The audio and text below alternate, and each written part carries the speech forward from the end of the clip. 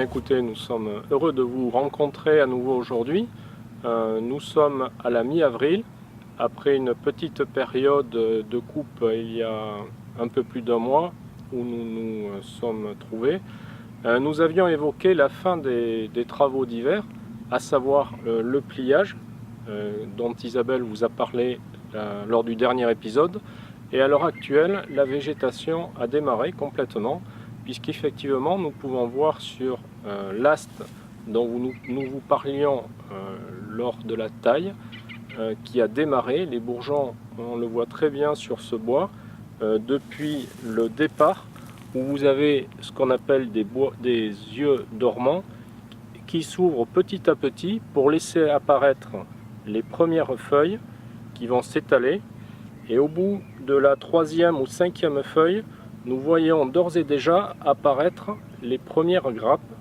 qui sont toutes intéressantes à visualiser lorsqu'on ne les a jamais vues. Et nous allons suivre donc au cours des différents mois à venir leur évolution pour obtenir les grappes définitives à maturité.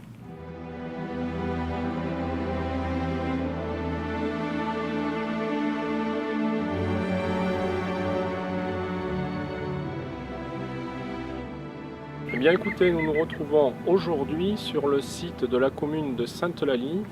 le site qui est dénommé lieu-dit Bois-Monté, qui est en fait l'origine et le berceau de notre propriété familiale, puisque le bâtiment que nous voyons à côté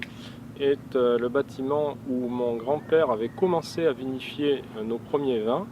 qui a ensuite été repris par mon père, qui a développé la commercialisation en bouteille. Nous allons, après avoir fait un petit panoramique sur les différentes parcelles, rentrer à l'intérieur et le visiter pour montrer un petit peu les différentes étapes que nous avons connues au fur et à mesure des années, puisque j'y ai grandi, et c'est effectivement un local très intéressant. Sinon autour, nous avons les premières parcelles qui ensuite se sont développées au fur et à mesure des années pour atteindre à l'heure actuelle un îlot de 8 hectares de vignes sur des terroirs très intéressants, puisque nous avons derrière nous un plateau très graveleux où la maturité arrive de façon plus anticipée, et ensuite nous avons les côtes typiques de l'appellation première côte de Bordeaux à l'heure actuelle, avec sur les flancs des terroirs argilo-calcaires qui nous donnent une diversité de vins et une très belle expression des cépages tels que les merlots ou le malbec. Eh bien écoutez, nous nous retrouvons donc dans le chai familial, d'origine familiale, où mon grand-père avait démarré les premières vendanges. Sur ma gauche, donc, nous avons des cuves ciment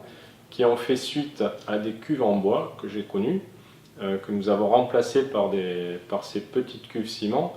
où nous vinifions toujours et qui sont très intéressantes parce qu'elles nous permettent de faire ce que nous appelons des sélections parcellaires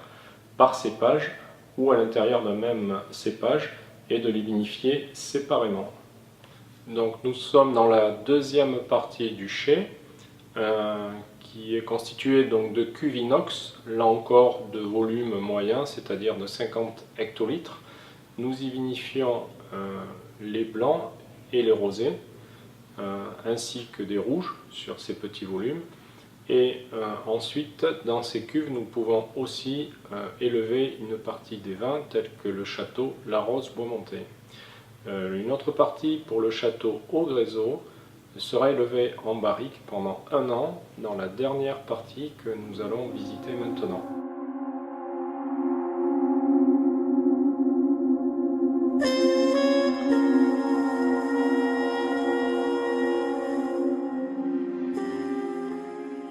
Nous sommes